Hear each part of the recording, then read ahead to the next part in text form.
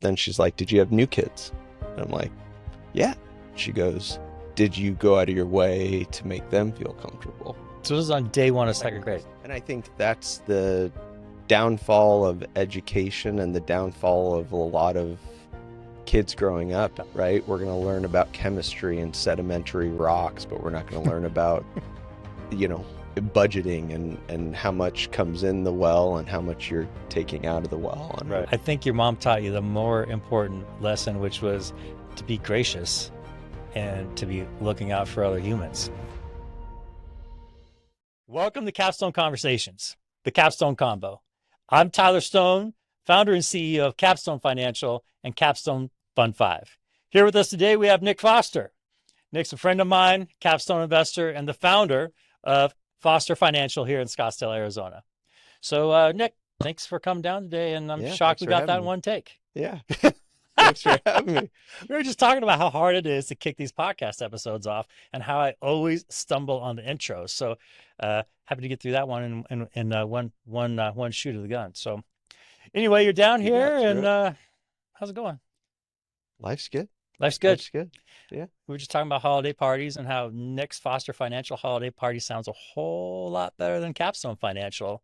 So here we're a bit of a member spotlight, Fund 5 investor of ours, but also we do like to talk about alternative investments in general on this podcast. That's really the purpose of the podcast, to talk about alternative investments in general. So, but first, tell us a little bit about how you grew up. So grew up in Littleton, Colorado.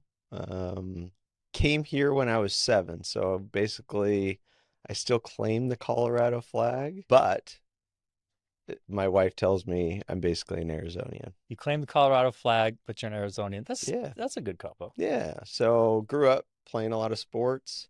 Sports was my all, did sports. So did football, then basketball, then baseball, then swimming. So there was a lot of sports that interlapped. And so I'm very competitive. And that's what created a lot of who I am. As I look at, I'm a giver. I love people and I love to try and help people.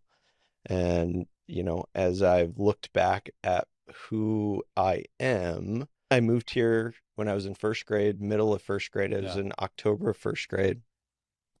And I got home from school my first day and, mom's like, how was it? Everything.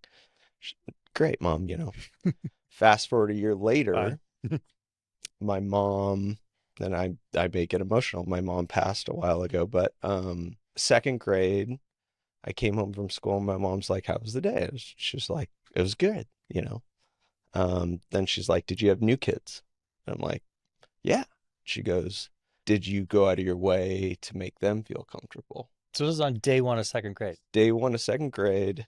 It was my job, which is, I guess, a little weight, but I guess my job that I learned early on is to think of others and to always, if ever there's a party that goes on, I'm always the first to see who feels uncomfortable in any setting and go and try to make them feel welcome. Yeah.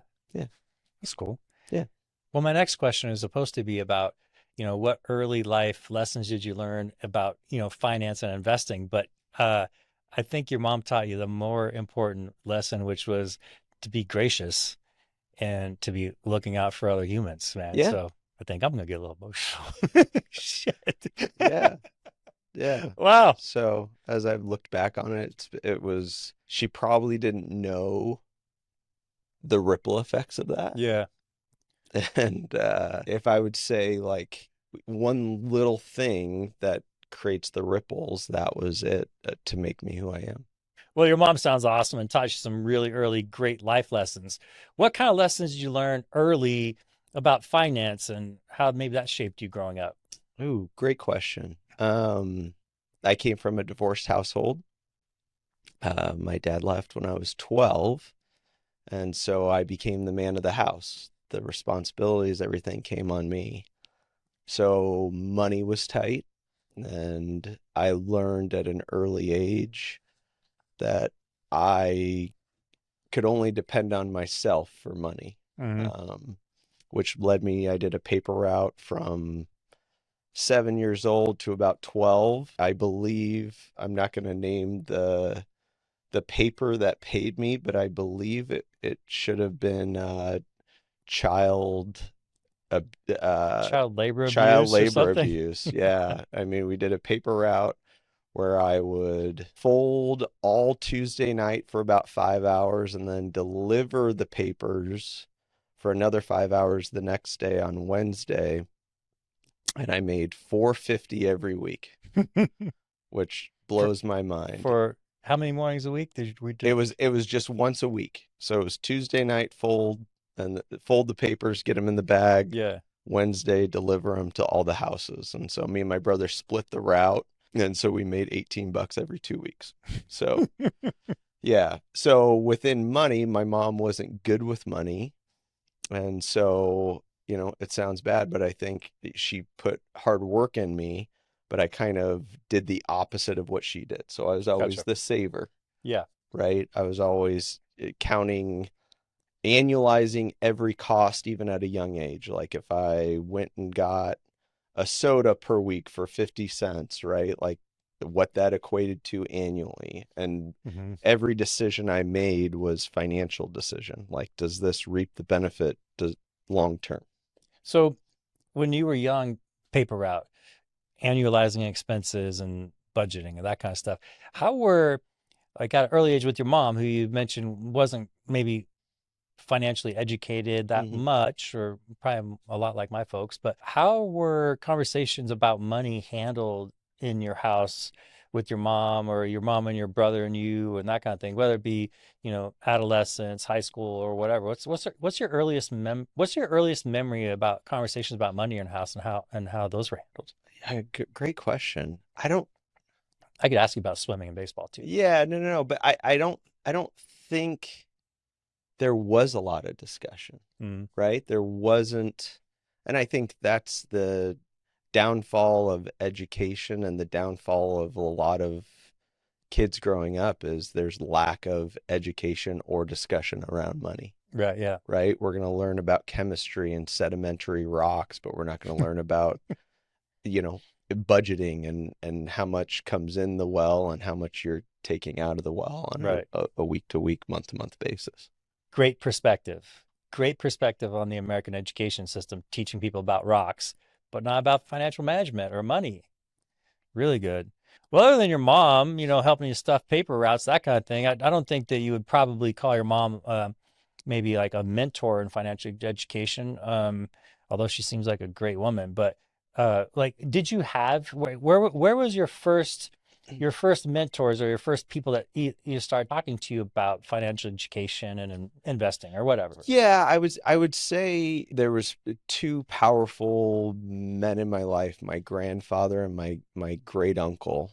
My grandfather was a very successful salesman that got jobs that he shouldn't have got, but because he was really good at sales, but he was Mm, really good at money. mm, So I took from those men, and then my great uncle was an entrepreneur and he did very well. So there's always kind of discussions about that. And, my grandpa would have discussions about my mom and the divorce and be like, you shouldn't spend here, you shouldn't spend here. yeah, So he was a very powerful man looking out for my mom, but also me being a young kid kind of listening to it yeah, and taking that in and doing, it's the do as I say, not as I do, and kind of like how do I do it different, right? Like the water got turned off when I was little, and or the phone bill wasn't paid for, and I'm in high school and the phone bill got shut off, and so I'm like getting picked up as a freshman going to swim class and having to go to a payphone down the road, yeah, right? And so I yeah. think, those were powerful moments that changed the course of my life, that I kind of realized I never wanted to be in that situation. Sure. And so what can I do? I read a lot of books. I read a lot of things of just the power of interest and the return on investment, and the rule of 72 that a lot of my clients, when I talk to them, no one understands. For posterity's sake, why don't you explain the rule of 72 here? Okay. So the rule of 72 is easy, is just basically the rate of return in which you make your money. So if you're making your money at 10%, it's going to take your money 7.2 years to double, right? So the more the book Think and Grow Rich, right? The more you save, it's not just saving that money, the more your money works for your money. Right. So the rule of 72 is basically a rule that talks about how long it'll take to double your money, dividing your rate of return into 72. So if your rate of return is 12%, how many years does it take to double your money? 6 years. 6 years. Just now you talked about, you touched on reading a bunch of books and paying attention to rate of return and the rule of 72 that we just talked about. So like, how did you get your start in your actual investing career after reading those books and that kind of thing? So what got you across the threshold of reading about investing, but then actually investing yourself? It's the power of do, right? Yeah. I mean, I think any book I read and there's certain things I take from, I just try to dabble with, right? So, at 18 years old, I started an E-Trade account and started to dabble in certain things, What's and the first stock you bought at 18 years old? ooh, good question. That's a really good question. I don't know if I know it. I don't know if I know it. I don't think I know the first stock I bought. I'm not in the stock No. market anymore, so Yeah. I mean, I am, but I don't know if I know it. But I would say, obviously it was big money for me at the time putting the money in, but at the same time I made really dumb decisions, thinking, "Oh, it went up, 2%, I should sell, or it goes down 2%, I should I should sell." sell. So,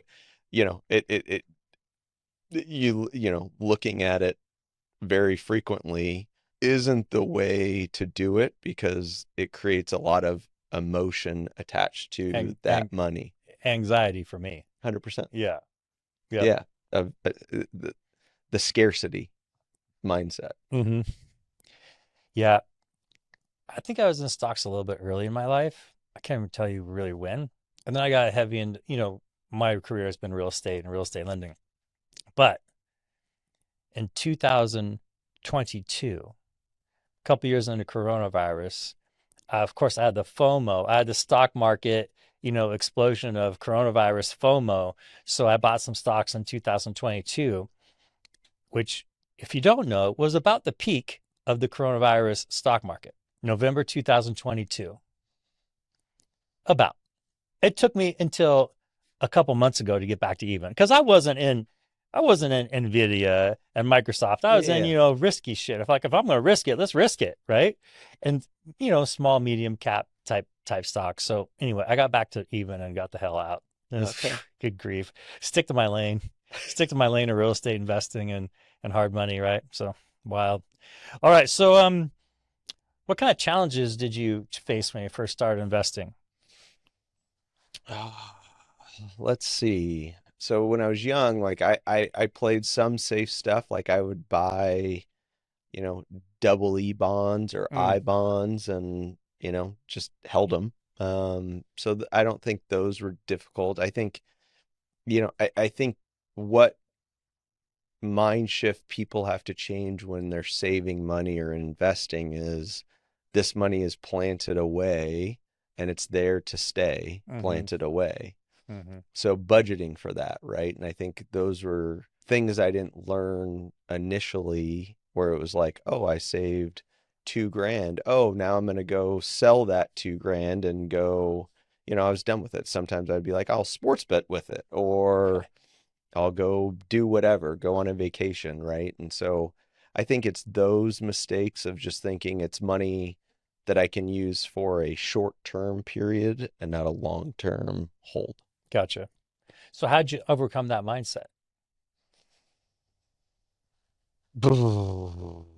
I think there's a few different things within that. I would say one is obviously when you're making $25,000 a year, you're making, and you start to make 50, or you know, your income increases. I think that always definitely helps with that mindset. Yeah. You have more disposable income to play with, or more disposable income to save for. Hmm.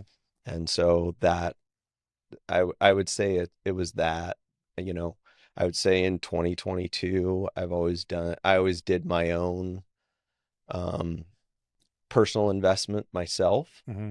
And going back to the 18, 19, there's still an emotional roller coaster that goes on with the hard-earned money and kind of watching it. And Yeah. so I found myself even in 22 looking at my E-Trade probably 3 or 4 times a day, Oh yeah. because it was a rocky up and down movement, right? And so in 22, I did go to a fiduciary financial advisor, and so I kind of just trust in him to do, you know, Hmm. a percentage of our assets and that, and I just, knowing how the stock market goes ups and downs and there's swings, but knowing that there's an annual return since the beginning of the stock market at 10%, Right. you know, that you just got to take yourself out of the emotional game. I don't think I was able to take myself out of that emotional game other than just getting out of stock market. Yeah, I get it. Yeah. I get it. Complete junkie. Yeah. Stock junkie. All right. So, kind of a follow up on that question. What would you describe as your greatest success in your investing career, or even your professional career? What do you think would trigger you as your greatest success? Let's just stick to investing since you're in that mindset, I guess. Greatest success of in my investment career. Okay. When I was controlling my own money, it's probably my greatest success slash my greatest downfall. Hmm. I actually bought Facebook when it was $17 a share. Ooh, And it that doesn't went, sound like a downfall. well, the downfall was I sold it when it was at $60 a Oh, share, okay. thinking, oh, I crushed it, Yeah, right? But now we're at $400 a share, and yeah, I didn't ride the wave. right. Yeah, okay. Well, Yeah. Facebook it in the teens is pretty good. Really good. All right. So what are some of the biggest lessons you've learned from like selling Facebook at 60 or, whatever Eh, else? Just what I said earlier. I think it's the long-term hold, right? And I think it's diversifying the portfolio, right? That hence why I'm in Capstone, right? That's another income generating piece that is different than the stock market. So Yeah. it's not, I'm not, or it's the ETFs. If we're going through the stock market, it's not putting your nest eggs in one individual stock or 10 individual stocks. It's, I'm going to take the S&P. I'm going to take the whole market, so there isn't as many swings, and you're not looking at one stock and what those quarterly earnings look like Right. to affect it. Well, we've been talking a little bit about how you educated yourself and investing and some of your early wins, that kind of thing, Yeah, Facebook or whatever. So what got you started investing, past bonds and stocks and equities, that kind of thing? What got you thinking more about alternative investment type stuff? who so my career has been construction development. So before starting my company, I worked for, right out of college, I worked for, it's called the Wolf Companies, which is a big Hmm. development firm. Um, and they were much smaller at that time, Yeah. and now they're huge. But, so I've always kind of seen the returns on development, real estate, alternative investments. And so, it's kind of allocating portion of those funds to those kind of things. How did you first get introduced to your first alternative investments and get that opportunity to even put money in an alternative investment? I mean, so some of the investments I currently hold, we do the back office accounting for some developers in the valley. Hmm. And so they have development, single family rental communities in Arizona, Nebraska, New Mexico. And so they're developing them. And so with me knowing the track record of these developers, I've gotten to kind of get into it and see where it goes.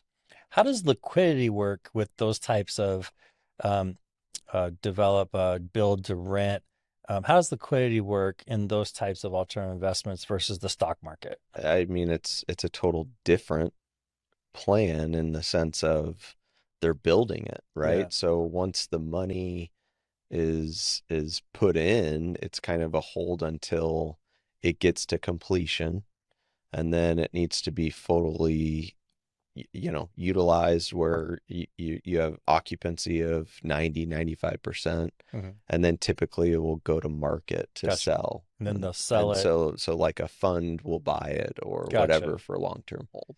Then you get all your money back out with Yeah. returns. Or do you get cash flow like So it on? depends. I mean, it depends if it depends on what is the game plan of that investment, right? Mhm. So, there's some developers that are even in the industrial space that I don't have money in, but they've hit home runs. Yeah. They'll lease it up and then sell it, or there's some that they're doing right now that they're going to hold it. So it's just taking the profits, the monthly income that's coming in, that's paying off the debt service, and whatever's left over gets distributed Right. out. This is kind of real estate related type of alternative investments, but what would be your definition of an alternative investment versus a traditional investment? So far, we've been talking about real estate, but give me some other examples or your definition or so for whoever's watching.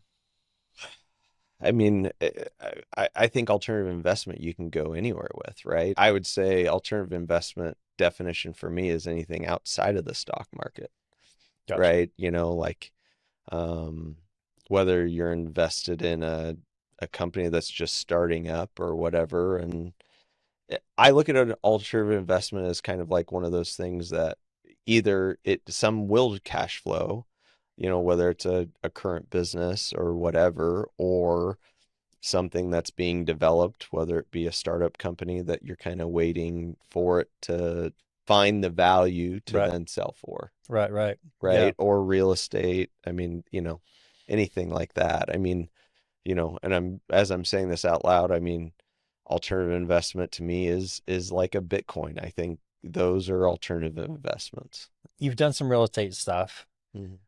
You're in Capstone Fund 5. What Mhm. other type are you in any other alternative investments or what other kind of things are you in? I'm in a startup company. I'm actually looking currently right now into a bank. They're doing like a capital raise. Hmm. So I'm looking into that. I'm looking into a natural gas investment, Hmm. um, which, the beauty of the natural gas is from a tax play, you get, if you invest 100 grand, you get 70,000 up front for bonus depreciation. Right.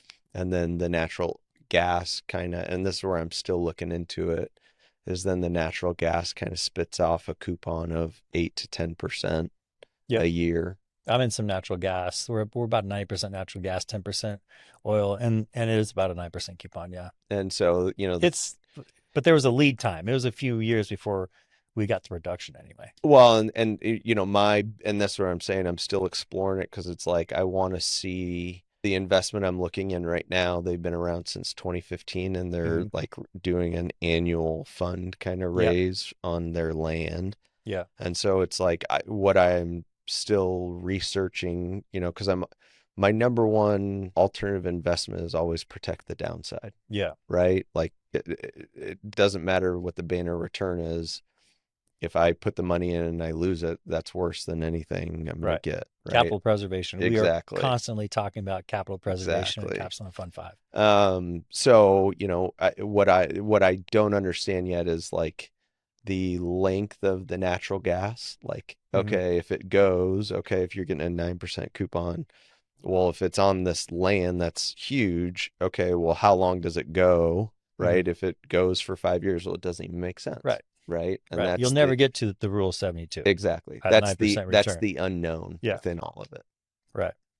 What when you look at your portfolio overall, what would you say would be the top one or two benefits of alternative investments in your portfolio overall? Like, what's the best reason to get into alternative investments, or the best two reasons to get into alternative investments? How does it help your portfolio basically I'm putting off a piece of alternative investments, right? And so, a certain percentage of my net worth goes to alternative investments. I think just like anything, I think the exciting part of an alternative investment is something could be a huge home run, Yeah.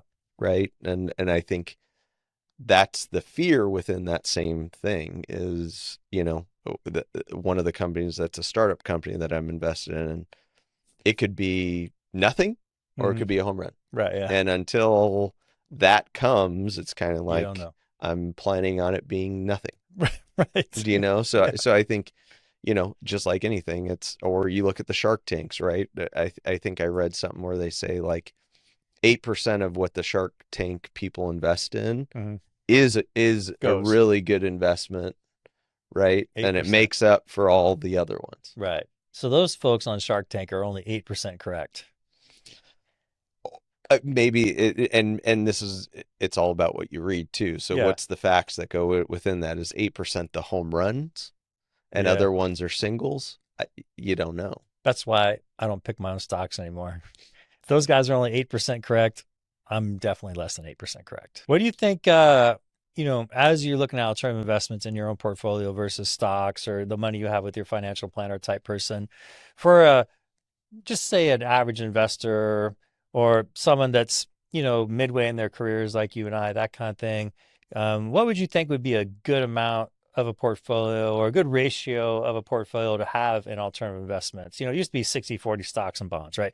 Back in the quote old days. Yeah, yeah. That's the old modern portfolio mix, right? We talk about now a little bit here. We mentioned the new modern portfolio. What do you think an allocation for alternative investment should be? Before I answer that, I'm going to ask you a question to Uh-oh, create uh-oh, more clarity. uh-oh. Is if you invest in a operating entity, do you define that as an alternative investment? If you invest in an operating entity, that would be an alternative investment as we kind of defined earlier. There's the stock market, stocks and bonds, that's traditional, and then everything else would be alternative to the stock market and public equities. So yeah, if you invest in an operating company, yeah, that would definitely be an alternative investment. And so you're Like if you asked, bought a business. yeah, and for me to give someone, I think you have to look at what someone's a risk tolerance is. Yeah. Like everybody is so different, right? And whether it be 10% alternative or 1%, it's all different, right? If it's an operating business that's actually spitting cash flow on a month over month basis or an annual basis, I think that there's more validity that you could increase that 10% to 25, 30% Yeah. if it's creating income. Yeah. So what kind of advice would you give that person that's first looking to do some due diligence on an alternative investment? What would you kind of tell them?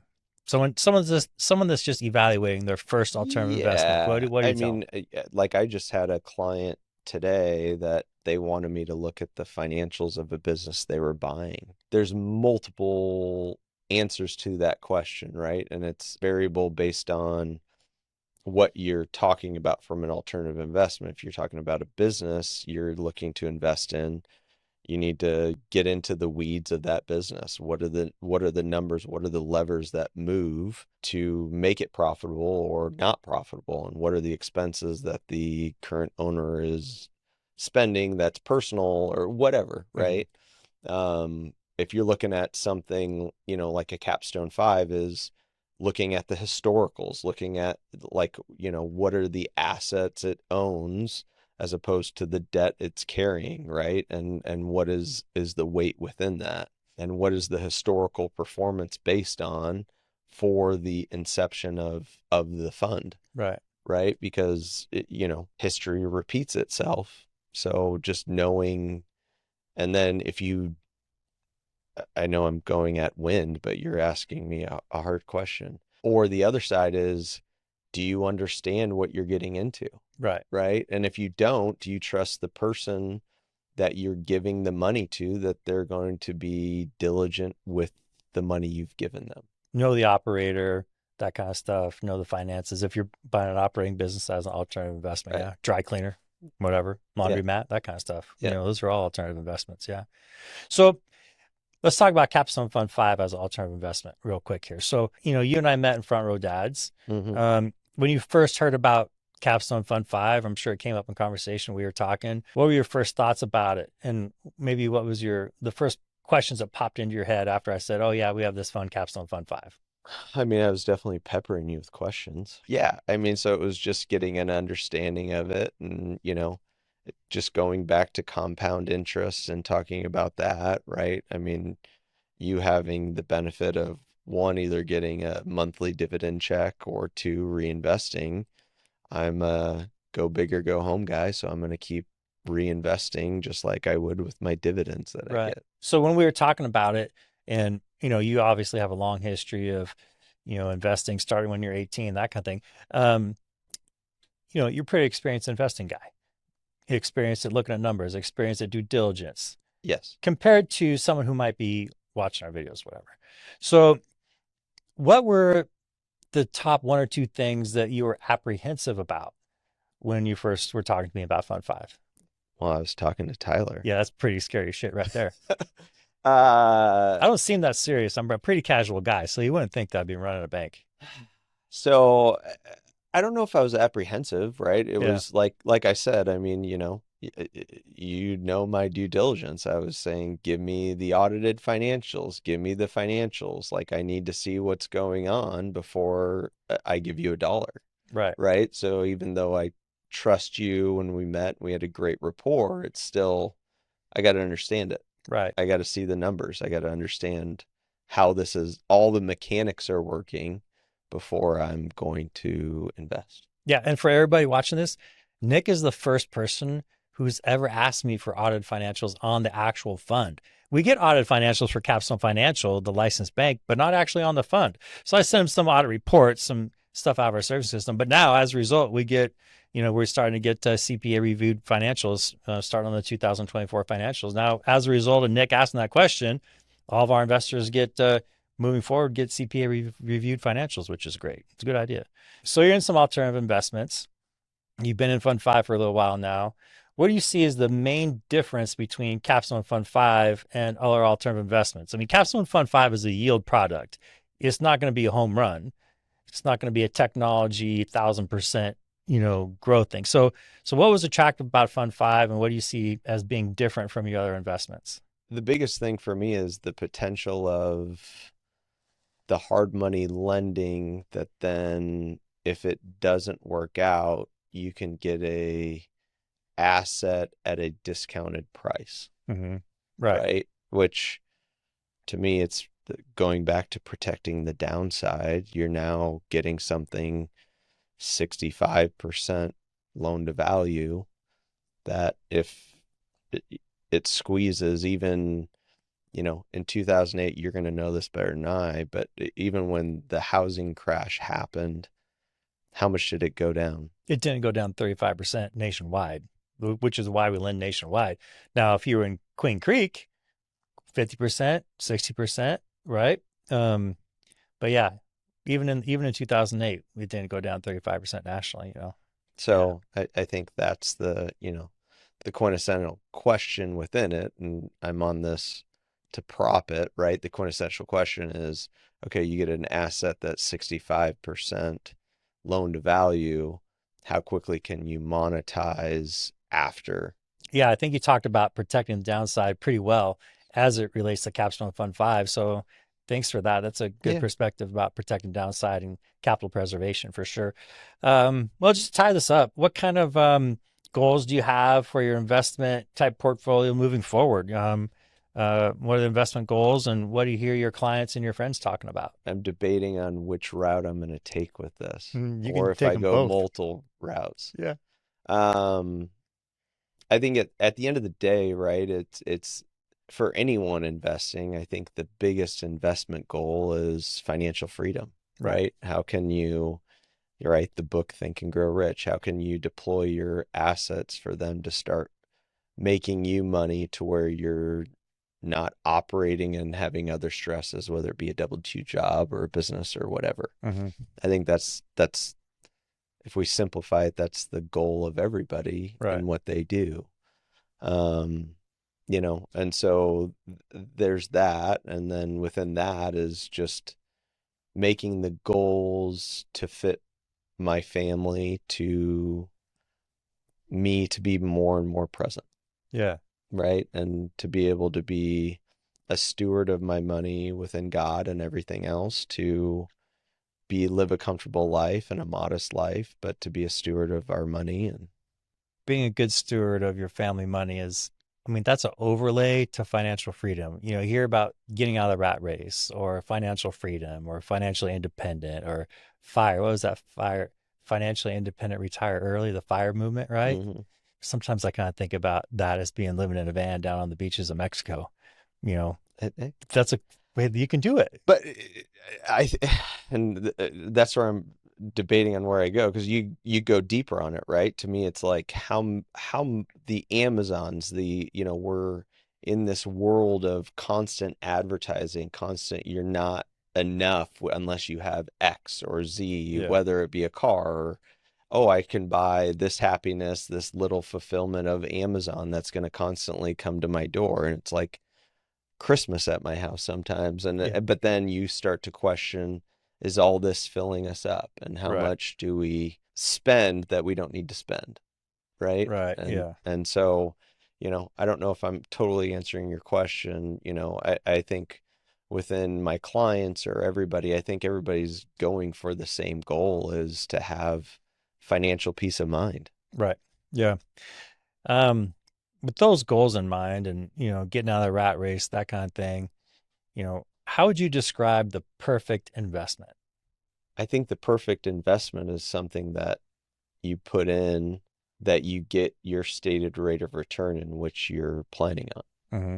right? And Predictable. it's predictable. You're right. I mean, if you don't have that, like I said, in some of these real estate deals, it's putting money in there and hoping it shifts out in 3 years, right? Right. And so it won't be zero, but it may not get the return I was hoping for. Yeah. I experienced that with my gas investment.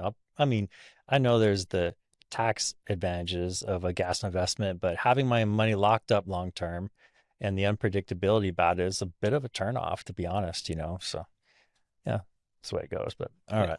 Last question, then we're gonna have Dun, dun, dun. some rapid fire around here.